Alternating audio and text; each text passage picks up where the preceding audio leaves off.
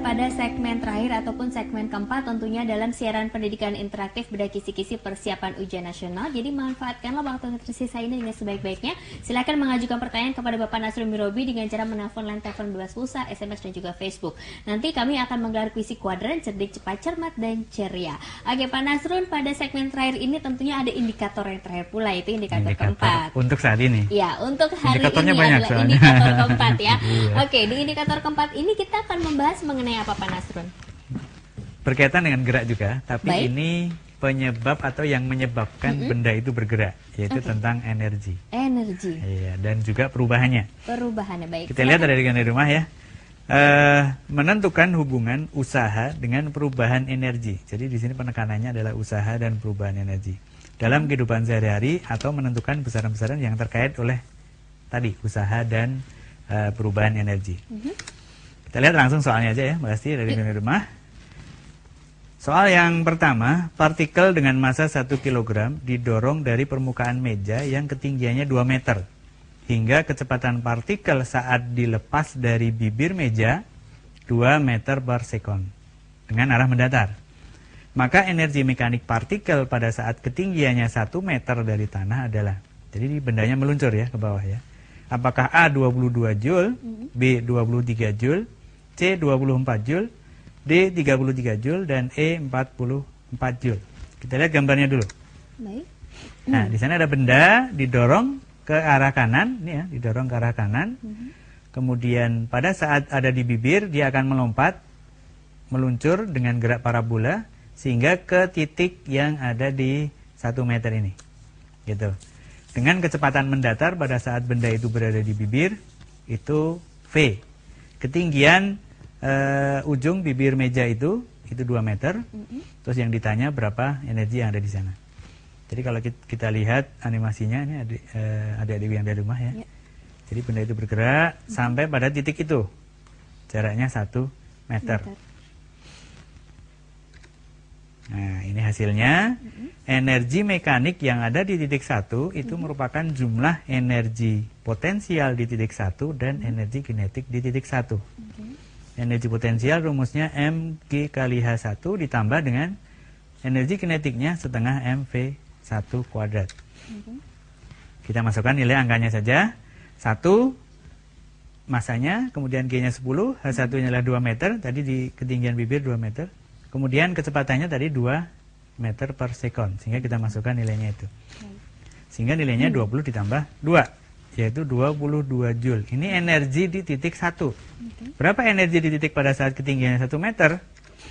Ya karena energi mekaniknya di mana-mana saja sama, asal gaya-gaya yang mempengaruhi diabaikan, maka energi di posisi 1 tadi akan sama dengan energi yang ada di posisi 2. Sehingga kalau ditanya berapa besarnya energi mekanik di titik yang ada 1 meter tadi atau di ketinggian 1 meter tadi, ya nilainya sama. Yaitu 22 Joule. Oke, jadi segala sesuatu ya berkaitan dengan sistem benda itu kalau diselesaikan dengan konsep energi itu akan lebih mudah daripada kita menggunakan usaha atau hukum Newton dan lain sebagainya. Jadi begitu. Oke, jadi jawabannya ada pada pilihan A ya, 22 Joule. Oke, Pak Nasrun, kita sudah menerima penelpon kali ini yang akan langsung bertanya kepada Pak Nasrun. Kita langsung coba sapa terlebih dahulu. Halo, Televisi Edukasi dari siapa dan di mana? Welly. Welly ada di mana Welly?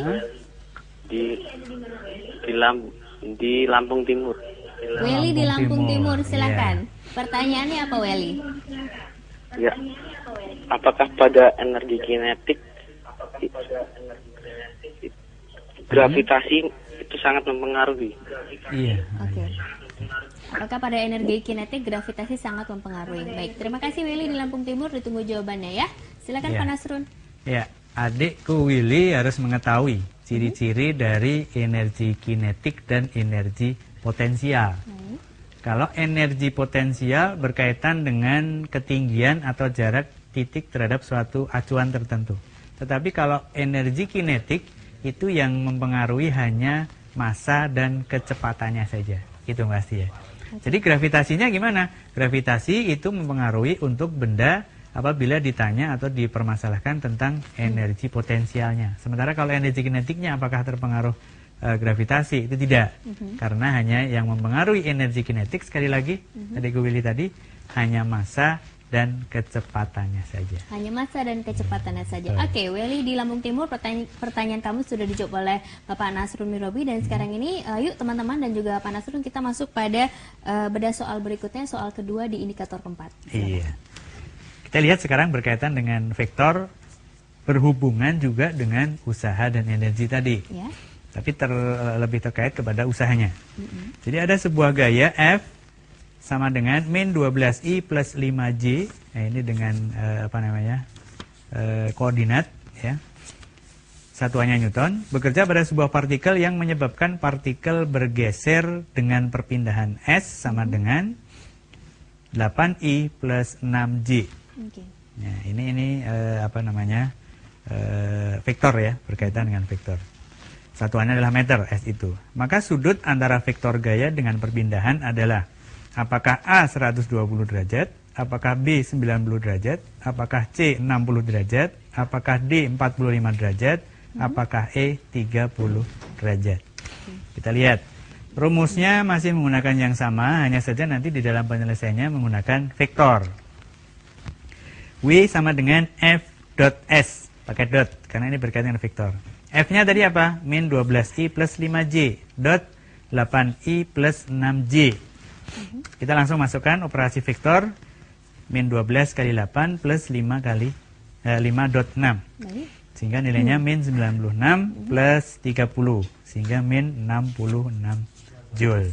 Gitu. Maka untuk mencari sudutnya kita menggunakan operasi vektor W F dot S tadi nilainya F kali S cos theta. Nah, theta ini yang kita cari. Thetanya berapa? Kita masukkan nilainya, tadi nilainya min 66, kita masukkan ke W, kemudian Fs-nya kita masukkan, sehingga thetanya bisa dicari. Nah, min 0,507 itu nilainya cos theta, sehingga thetanya 60 derajat. Nah, ini adik-adikku mesti harus sudah tahu nih matematiknya. Kenapa kok di sini min, terus nilainya tadi positif.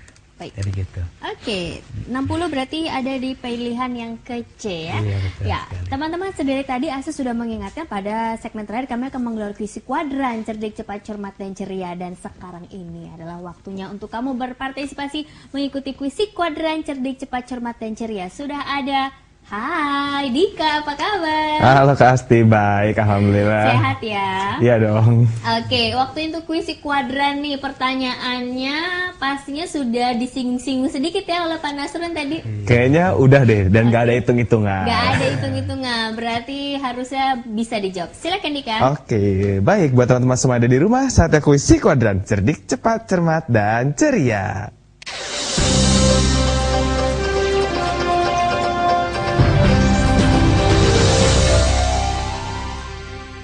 Halo teman-teman semua yang ada di rumah, bertemu lagi dengan saya Dika dalam kuisi kuadran cerdik, cepat, cermat, dan ceria. Nah, buat teman-teman semua yang ada di rumah, seperti biasa yang mau jawab pertanyaan hari ini, langsung aja telepon di nomor bebas pulsa kami di 0800 140 3046. Dan jangan lupa passwordnya kuisi kuadran cerdik, cepat, cermat, dan ceria. Nah, daripada kalian nyiapin kalkulator, mending nggak usah, karena soal hari ini nggak ada hitung-hitungannya. Penasaran? Langsung aja kita bacain soal hari ini. Arah gaya gesek pada benda yang bergerak di suatu lintasan, arahnya A searah dengan gerak benda atau B berlawanan dengan gerak benda. Diulangi ya. Arah gaya gesek pada benda yang bergerak di suatu lintasan, arahnya A searah dengan gerak benda atau B berlawanan dengan gerak benda. Nah, benar kan gak ada hitung-hitungannya? Langsung aja kita bacain ulang lagi ya. Mungkin kurang jelas nih. Arah gaya gesek pada benda yang bergerak di suatu lintasan, arahnya A searah dengan gerak benda atau B berlawanan dengan gerak benda. Ingat loh, gaya gesek. Nah, tadi kayaknya udah disinggung tuh sama bapaknya. Langsung aja yuk. Wow, udah ada telepon nih. Halo, kuisi kuadran. Halo, kuisi kuadran. Cepat, cermat, ceria. Baik, dengan siapa dan di mana? Halo, dengan siapa dan di mana? Luciana Tehutu di Ambon. Dengan siapa? Di Ambon. Oh, Ella di Ella Ambon. di Ambon. Baik, Ella udah siap nih dengan jawabannya? Iya. Oh, baik, Ella, jawabannya apa nih Ella? Jawabannya B. B, kita lihat ya yang ada di kertas ini. Dan jawaban kamu ternyata benar, B. Berlawanan dengan gerak benda. Selamat buat Ella, kamu mendapatkan hadiah menarik dari kami seperti ini loh. Wow, bagus kan? Oh ya Ella, jangan tutup dulu ya teleponnya karena kamu akan diminta data dari kami. Nah, buat teman-teman semua yang ada di rumah, sampai jumpa lagi dalam kuis psikodraan berikutnya. Cerdik, cepat, cermat, dan ceria. Kembali ke Kak Asti.